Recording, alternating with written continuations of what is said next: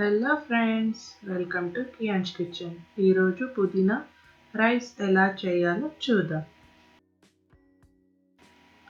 పుదీనా రైస్ని మనం తక్కువ టైంలో ఈజీగా చేసుకోవచ్చు. ఇది చాలా టేస్టీగా ఉంటుంది, అందు పిల్లలు కూడా చాలా ఇష్టపడి తింటారు.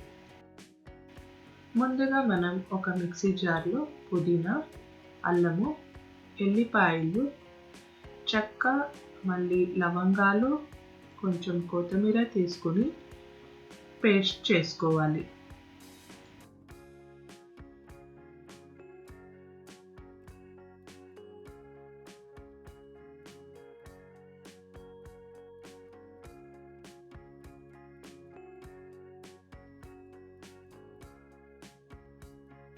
మిక్సీకి వేసుకున్న తర్వాత ఒక కుక్కర్ తీసుకోవాలి.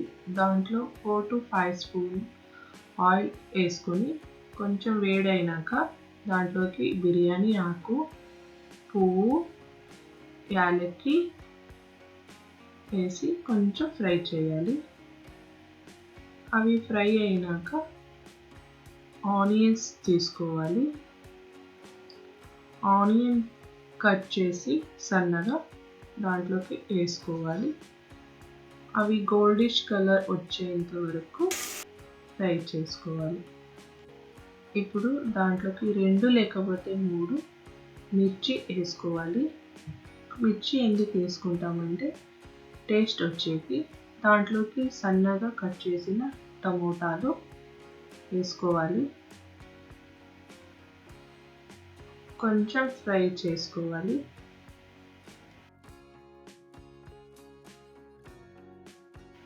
టమోటాలు మగ్గిన తర్వాత దాంట్లోకి సన్నగా కట్ చేసిన క్యారెట్, ఆలు వేసుకోవాలి.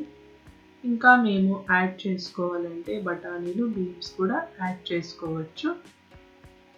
తర్వాత దాంట్లోకి మేము పేస్ట్ చేసి పెట్టిన పుదీనా పేస్ట్ని వేసుకోవాలి. పేస్ట్ యాడ్ చేసిన తర్వాత బాగా మగ్గాలి. దాంట్లోకి మేము ఇప్పుడు ఒక 1/2 స్పూన్ పసుపు, మనకి టేస్ట్ సరిపోయేంత సాల్ట్ యాడ్ చేసుకోవాలి. ఇప్పుడు మనము ఒక గిన్నెలో 2 పావు రైస్ తీసుకున్నాను.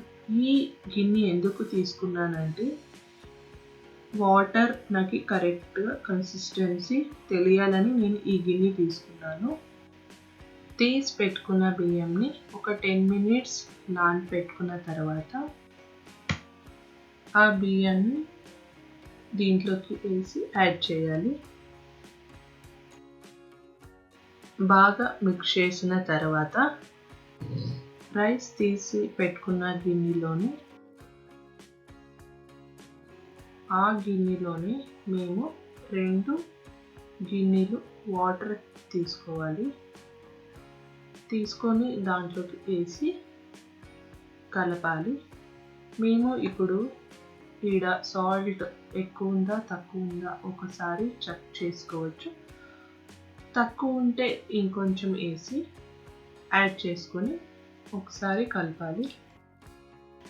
కలుపుకున్న తర్వాత కుక్కర్కి మూత పెట్టి 2 విజిల్ వచ్చేంత వరకు వెయిట్ చేయాలి.